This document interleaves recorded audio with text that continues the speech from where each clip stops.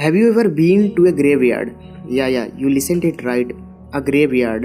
हाँ, वही जगह जहाँ पे हम सिर्फ एक इंसान को दफनाने नहीं जाते हैं, बल्कि ये जानने भी जाते हैं कि एट द एंड हम सभी को यहीं आना है।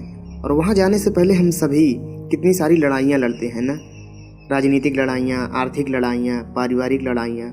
हम में से कुछ honesty, truth, love, positive change, freedom के लिए लड़ रहे होते हैं, तो वहीं कुछ greed for power and money, revenge के लिए लड़ते हैं। We experience love, jealousy, laughter, tears, heartbreak. Some of us live a wealthy life while some face extreme poverty. But at the end, we all go to graveyard to rot and to be eaten by worms. हम सभी अंततः शमशान में जल के खाक हो जाने को जाते ही हैं। पर शमशान को देख के हमें सिर्फ ये तो ख्याल नहीं आना चाहिए ना कि everything is a waste of time, nothing is worth fighting for. बल्कि हमें ये ख्याल आना चाहिए कि अगर मैं अभी मर जाऊं और मेरा सारा जीवन, मेरे सारे कर्म मेरी आंखों के सामने दिखे, तो उसे देख के मुझे अफसोस ना हो, मैं आज़ाद होके मरूं। और इसी आज़ादी के लिए इस फिल्म में देवी व दीपक खुद से लड़ रहे होते हैं।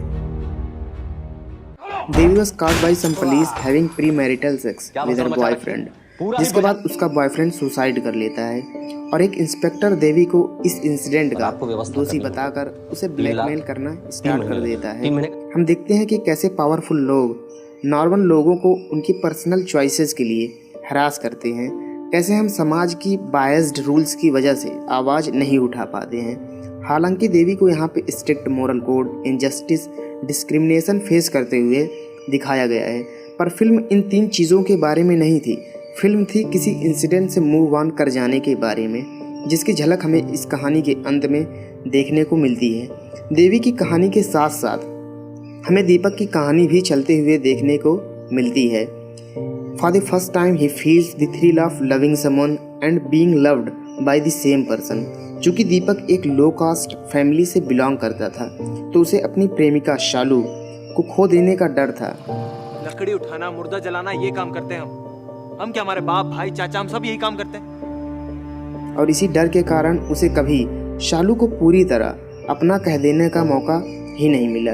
पर एक टाइम के बाद जब शालू दीपक की सच्चाई जानने के बावजूद भी उसे नहीं छोड़ती है, जब दीपक को दम निचोड़कर शालू को अपना कहने का मौका मिलता है, ठीक उसी के बाद शालू की एक एक्सीडेंट में डेथ हो जाती है। दीपक को कास्टिज्म या किसी खास शख्स को खो देने के दर्द से लड़ते हुए दिखाया गया है, पर दीपक की भी कहानी कास्टिज्म या पॉवर्टी के खिलाफ लड़ाई की नहीं थी।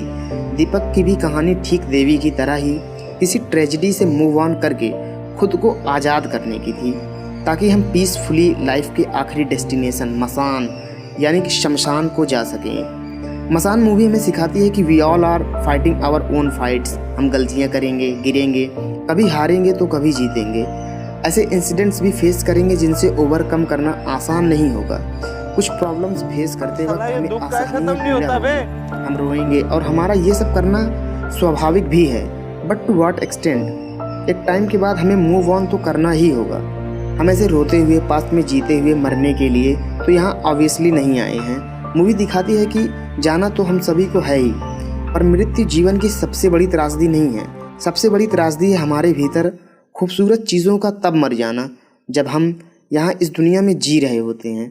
At the end of the movie हमें एक रे ऑफ होप देखने को मिलती है, जब देवी व दीपक की अलग अलग चल रही कहानी एक जगह आके मिलती है, वो भी ठीक उस जगह जहाँ लोगों का अंतिम संस्कार होता है। वहीं से इन दोनों के जीवन की नई शुरुआत होती है।